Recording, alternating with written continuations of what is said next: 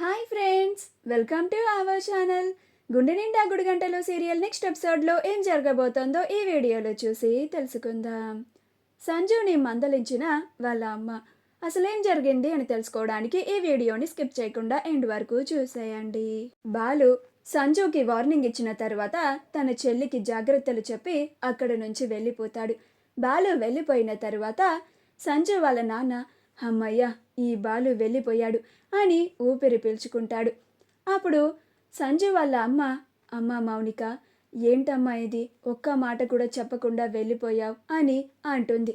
అప్పుడు మౌనిక అది అత్తయ్య అని మాట్లాడబోతూ ఉంటే అప్పుడు సంజు ఎందుకు చెప్తుంది, ఈవిడ గారి పనుల వల్ల లోకంలో మనం దోషులుగా నిలబడాలి కదా, మనం ఈవిడ గారిని హింస పెట్టి ఇంట్లో నుంచి గెంటేసినట్టుగా అందరికీ తెలియాలి కదా, అందుకే కదా ఇలా ఎవ్వరికీ చెప్పకుండా వెళ్ళిపోతుంది. మనమేమో ఈవిడ గారిని వెతుక్కోవడం కోసం రోడ్లన్నీ తిరుగుతూ ఉండాలి అని అంటాడు. అప్పుడు సంజు వాళ్ళ అమ్మ నోరు ముయిరా వెధవ, నీ వల్లే మౌనిక ఇంట్లో నుంచి వెళ్ళిపోయింది. నువ్వు ఆ రోజు మౌనికని ఎంత దారుణంగా అవమానించావో నేను కూడా విన్నాను. నువ్వు అసలు ఏ ఆడపిల్లని ఆ విధంగా అస్సలు అవమానించకూడదు.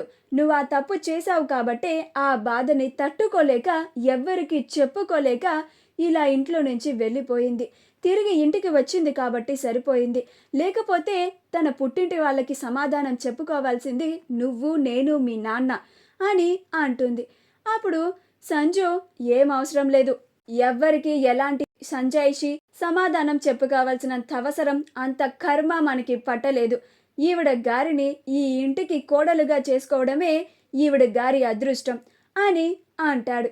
అప్పుడు మౌనిక, అవునండి, మీరు నన్ను ఈ ఇంటికి కోడలుగా ఎందుకు చేసుకున్నారో నాకు చాలా బాగా తెలిసింది. మీరు కేవలం మా అన్నయ్య మీద పగ సాధించడానికేగా నన్ను ఈ ఇంటికి కోడలుగా చేసుకుంది, నన్ను ఇలా హింస పెట్టడానికే కదా అని అంటుంది. అప్పుడు సంజు ఏంటి నోరు లెగుస్తుంది అని మౌనిక మీదకి వస్తూ ఉంటాడు. అప్పుడు వాళ్ళ అమ్మ మధ్యలోకి వచ్చి సంజుని ఒక్కటి పీకి, ఏంటి ఊరుకుంటూ ఉంటే అమ్మాయి మీదకి వెళ్ళిపోతున్నావు, కొడతావా ఏంటి, పళ్ళు రాలిపోతాయి, వెళ్ళి లోపలికి అని అంటుంది. అప్పుడు సంజు, అది కాదమ్మా, అది నీ ముందే ఎలా నోరు తెరిచి నాకే ఎదురు సమాధానం చెప్తుంది, దీనికి ఎంత ధైర్యం ఉంటే దీనికి నోరు లెగుస్తుంది అని అంటాడు. అప్పుడు సంజు వాళ్ళ అమ్మ, నిజంగా మౌనిక నోరు ఎత్తి ఎదురు తిరిగి మాట్లాడేదే అయితే తను ఈ ఇంట్లో అడుగు పెట్టిన మరుక్షణం నుంచే మాట్లాడేది. నువ్వు తనని ఎన్ని రకాలుగా బాధ పెట్టినా, ఎలాంటి మాటలతో తనని బాధ పెట్టినా కానీ ఏనాడు కూడా నిన్ను పల్లెత్తి మాట అనలేదు. ఈరోజే తన నోట్లో నుంచి మాటలు వస్తున్నాయి. ఇంకెన్నాళ్ళని నువ్వు పెట్టే హింసని మౌనంతో భరిస్తుంది అని అంటుంది. చూడమ్మా మౌనిక, నువ్వు వీడి దగ్గర వాడు పెట్టే హింసలన్నిటినీ నువ్వు మౌనంగా భరిస్తూ ఉంటే వాడికి ఇంకా కొమ్ములు లెగుస్తూ ఉంటాయమ్మా. నువ్వు ఏనాడైతే నోరు ఎత్తి దాన్ని ఎదుర్కొంటావో ఆ రోజే అవన్నీ ఆగుతాయి.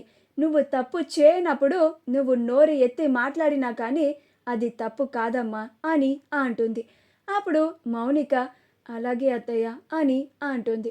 అప్పుడు సంజు, ఏంటమ్మా నువ్వు మౌనికని నోరెత్తి నాకే ఎదురు మాట్లాడు అని నువ్వే దగ్గరుండి చెప్తున్నావు అని అంటాడు.